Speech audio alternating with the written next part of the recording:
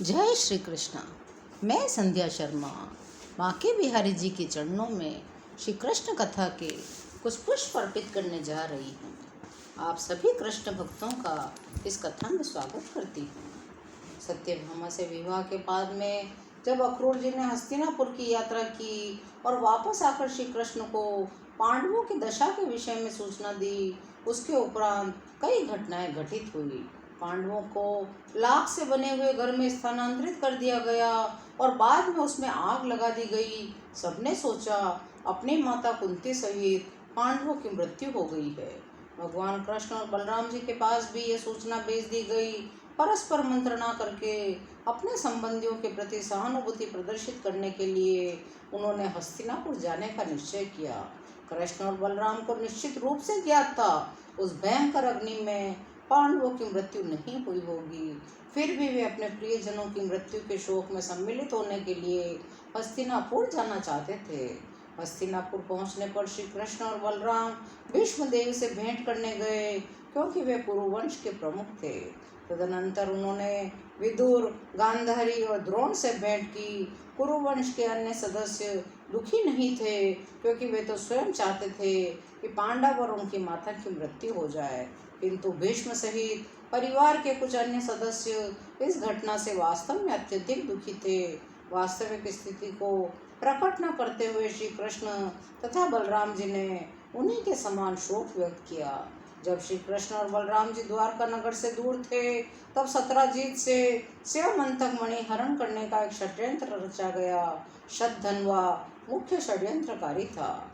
अन्य राजाओं सहित शतधन्वा सत्राजीत की सुंदरी कन्या सत्यभामा से विवाह करना चाहता था। सत्राजीत ने भी विभिन्न राजाओं को यह वचन दिया था कि वह अपनी सुंदरी पुत्री सत्यभामा का विवाह उन्हें ही करेगा, किंतु बाद में निर्णय परिवर्तित हो गया।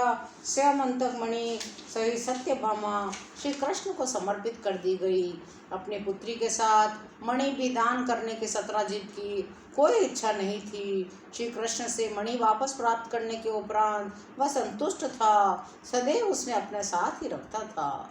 किंतु श्री कृष्ण और बलराम जी जैसे ही द्वारे हस्तिनापुर पहुंचे, लोगों ने सत्राजीत से मणि छीनने का षड्यंत्र रचा। उस षड्यंत्र करने वालों में भगवान श्री कृष्ण के भक्त अक्रूर जी और कृतवर्मा भी सम्मिलित थे। अक्रूर जी और कृतवर्मा मणि को श्री कृष्ण के लिए प्राप्त करना चाहते थे, इसलिए वे षड्यंत्र में शामिल हुए।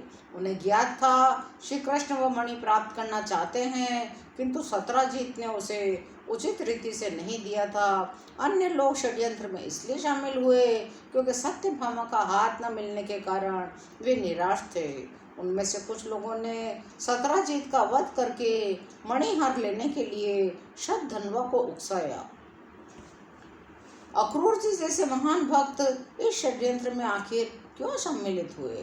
कृतवर्मा भी भगवान के भक्त थे, तो भी वे इस षड्यंत्र में क्यों शामिल हुए? जीव गोस्वामी जी इसके बारे में कहते हैं, यद्यपि अक्रूर जी महान भक्त थे, तथापि वृंदावन के निवासियों ने उन्हें श्राप दिया था। अक्रूर जी ने उनकी भावनाओं को चोट पहुंचाई थी। वे उनके कृष्ण को वहां से ले गए थे, अतः पापियों द्वारा घोषित षड्यंत्र में सम्मिलित होने के लिए उन्हें बाध्य होना पड़ा था। कृतवर्मा भी एक भक्त थे, किंतु कंस से उसके घनिष्ठ संबंध होने के कारण वे भी पाप से दूषित थे। इसी कारण वे भी षड्यंत्र में शामिल हुए।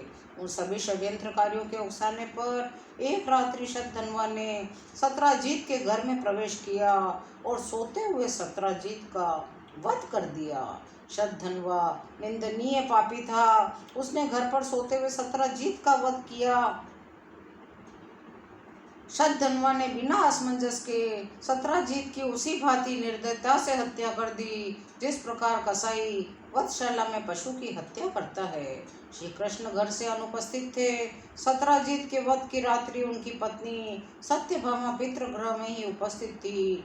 सत्राजीत के मृत शरीर को तत्काल शमशान नहीं ले जाया गया, क्योंकि सत्यभामा श्री कृष्ण से मिलने हस्तिनापुर जाना चाहती थी। अतः सत्राजीत के शरीर को तेल के पात्र में सुरक्षित रखा गया।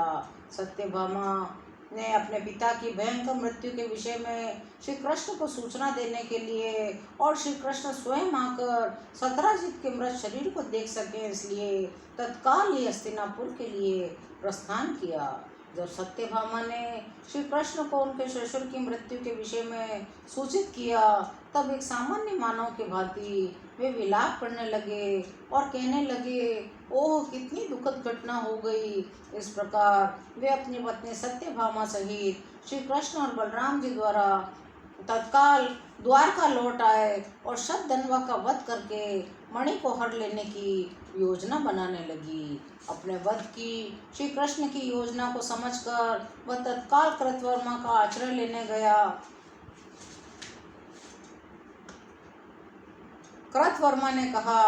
कृतवर्मा से कहने लगा, मैं श्री कृष्ण और बलराम जी को कभी भी अप्रसन्न नहीं कर सकूंगा, क्योंकि वे सामान्य व्यक्ति नहीं हैं, वे श्री भगवान हैं। कृतवर्मा ने कहा, जिसने श्री कृष्ण और बलराम जी के प्रति अपराध किया हो, मृत्यु से उसकी रक्षा कौन कर सकता है। जब कृतवर्मा ने सहायता करना स्वीकार कर दिया, तब शतधन्वा अक्रूर जी के पास गया और उनसे सहायता की याचना की। अक्रूर जी ने भी उत्तर दिया, श्री कृष्ण और बलराम जी दोनों स्वयं भगवान हैं, जिसे असीम शक्ति का ज्ञान है। वह कभी उन्हें अप्रसन्न करने, उनसे युद्ध करने का साहस नहीं करेगा। अक्रूर जी ने शतधन्वा को स्पष्ट रूप से सूचित किया, वह सदैव श्री कृष्ण को सादर प्रणाम करेंगे। जब अक्रूर जी ने भी शतधन्वा को आश्रय देना अस्वीकार कर दिया, तब उसने स्वयं मणि अक्रूर जी के हाथों में देने का निश्चय किया। एक घोड़े पर सवार होकर वह नगर से भाग गया। जब श्री कृष्ण और बलराम जी को शतधन्वा के पलायन की सूचना दी गई, तब वे गरुड़ के चित्र से अंकित ध्वज वाले अपने रथ पर सवार होकर उसका पीछा करने लगे। सत्यजीत श्री कृष्ण के ससुर थे और शास्त्रों का आदेश है, कोई भी गुरुजनों के प्रति द्रोह करता है, अर्थात गुरुद्रोही व्यक्ति को उसके अपराध के अनुरूप अवश्य ही दंड दिया जाना चाहिए। शतधन्वा ने श्री कृष्ण के ससुर का वध किया था, अतएव श्री कृष्ण ने किसी भी भांति उसका वध करने का दृढ़ निश्चय किया था। आज की कथा यहीं विराम लेती है। शेष अगले अंकों में। यदि आपको कृष्ण कथा सुनने में आनंद आ रहा हो तो चैनल को लाइक, शेयर और सब्सक्राइब कीजिए। कमेंट में जय श्री कृष्णा अवश्य लिखिए। जय श्री कृष्णा।